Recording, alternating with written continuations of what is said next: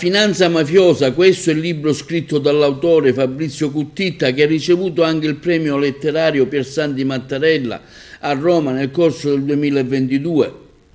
L'iniziativa si è svolta presso il foyer del Teatro Pirandello di Agrigento, organizzata dal Centro di Cultura Scientifica Michele Foderà, diretto dal dottore Aldo Capitano.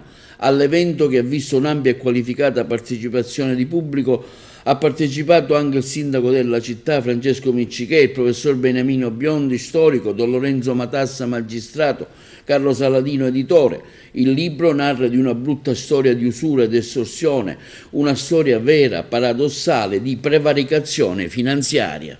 Purtroppo è un tema scottante che riguarda milioni di imprenditori e cittadini italiani.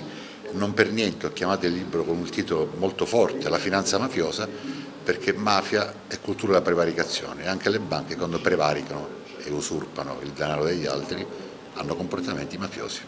Quindi come si deve comportare un cittadino? Deve avere il coraggio di reagire, deve avere il coraggio di vedere bene cosa fa, di potersi difendere e di non accettare assolutamente il sopruso di contratti capestro che non sono mai negoziabili. Insomma, un po' difficile. Diceva lei che ci sono delle norme contrastanti anche a livello di Stato.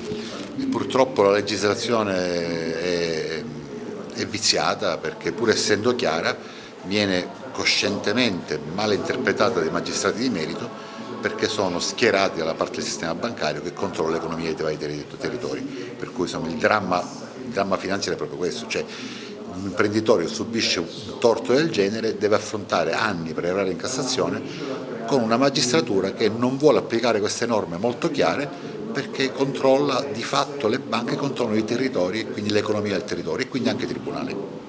Lei nel libro cita qualche caso reale accaduto? Sì, racconta una storia di impresa vera che è stata caratterizzata non solo dall'usura ma anche da comportamenti estorsivi, con le prove con le ordinanze dei magistrati che si sono ripensati completamente le prime ordinanze che ammettevano i singoli reati, perché sono intervenuti poteri forti e quindi i procedimenti si sono chiusi per un intervento poco urbano sicuramente. Quindi come gli è finita l'azienda?